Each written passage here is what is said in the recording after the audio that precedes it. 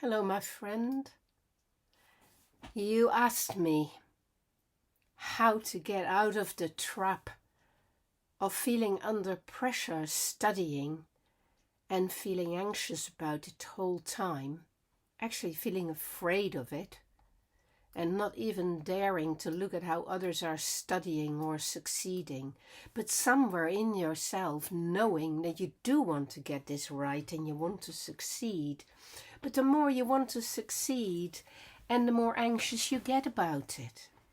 You know, we often think of this as overachiever stress. It's a kind of high functioning anxiety where you push yourself so hard that you make it bloody impossible for yourself. So you have to learn to be with yourself in relation to your studies in a different, fresh, new way. And you have to basically reclaim your studies for yourself instead of allowing it to be something that you do for what it looks like or for other people or for the results. You have to re-own it as something you're interested in and you want to be doing. And then you need to learn to do it with your full attention instead of allowing your nervous energy to distract you and take your eye off the ball. So you need to de-escalate the threat of studying. There is no threat involved in this, my friend, unless you see barriers that you have erected yourself, or you find that there is so much pressure put on you by other people that you cannot liberate yourself from it.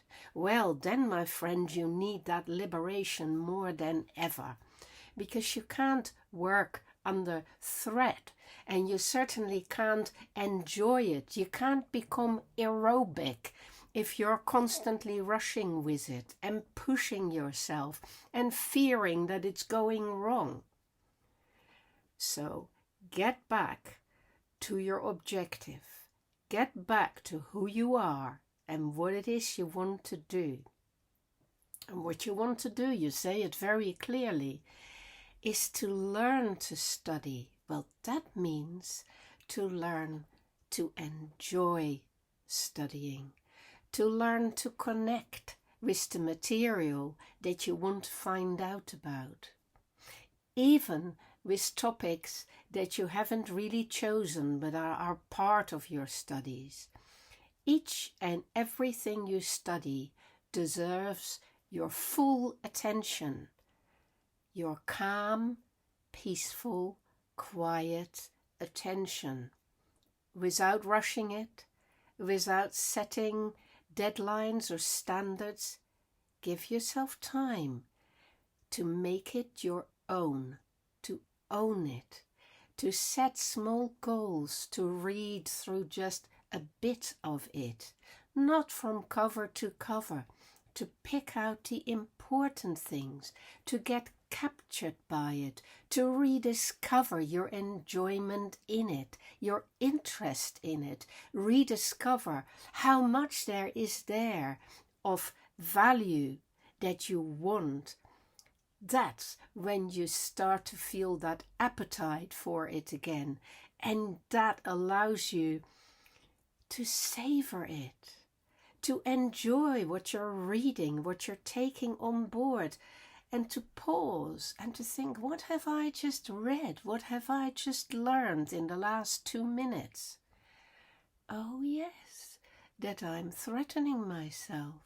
Oh yes, that I am putting pressure on myself. Oh yes, I am disowning the material I'm working with. I'm not really studying at all yet. So when you give yourself a chance to rediscover it, then you'll find that you're breathing again instead of anxiously, tensely trying to get through material. And that you find things in every bit you read to fascinate you. And you know, That will make you much more motivated. That will make you feel active again. And if you're active with it, then you will do this, reminding yourself of what you've just read, which is another way of putting it in your memory bank. Not because you're trying to memorize it, but because you're taking time to put it back in a meaningful framework. To not just look at your notes or look at your study book or online, but to relax and think, what have I read there? Repeat it for yourself and take from it the things that mean something to you and that you want to remember for future reference, not just for the test. The test is neither here nor there.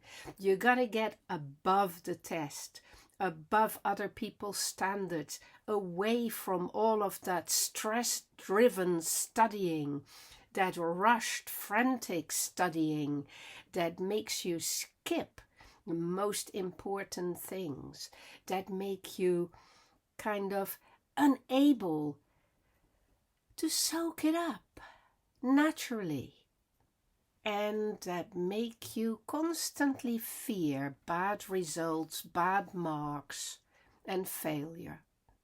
Instead, what you want is to be kind to yourself, to reconnect, to reclaim it, to go for the knowledge, to soak it up, to make it your own in a steady, slow, methodical way, to see it as small building blocks.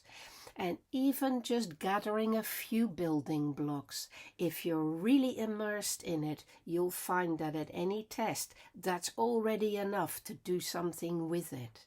Because, my friend, you're back to enjoying it and gaining true mastery over something. And that is such a wonderful feeling, because it gives you a sense of energy and being in control and being on a roll and being in the dance of learning something. And that means you are in the process of allowing yourself, of gaining understanding about your topic. And that understanding is a privilege and a pleasure, my friend.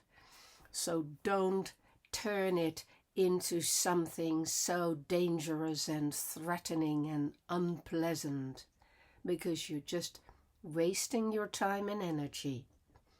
Rediscover the privilege and pleasure of uncovering all that knowledge that you are being given, that you can delve into, that you can accumulate bits and pieces of that you need, and that you can remind yourself of and start using in your everyday life, and of course also in your test.